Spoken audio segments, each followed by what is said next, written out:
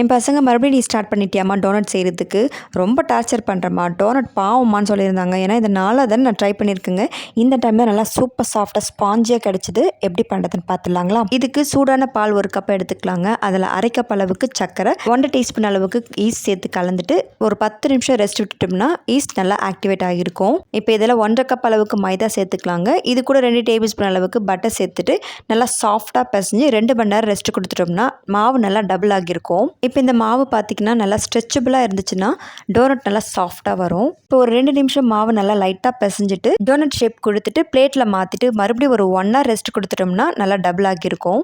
கடாயில் எண்ணெயை சூடு பண்ணிவிட்டு மீடியம் ஃப்ளேமில் வச்சுக்கலாம். இப்போ ரெடி பண்ணி வச்ச டோனட் போட்டு நல்லா கோல்டன் ப்ரௌன் கலர் வந்ததும் ஃப்ரை பண்ணி எடுத்துக்கலாம். அவ்வளோதாங்க, ஒரு சூப்பர் சாஃப்டான டோனட் ரெடி. இதுக்கு சாக்லேட் சிரப் ரெடி பண்ணி சாப்பிட்டுங்க. டேஸ்ட்டு வேறு லெவலில் இருந்துச்சு. செஞ்சு பார்த்துட்டு டேஸ்ட் பிடிச்சா நம்ம சேனலுக்கு மறக்காமல் சப்ஸ்கிரைப் பண்ணுங்கள். அப்படியே நம்ம பேஜையும் ஃபாலோ பண்ணிக்கோங்க.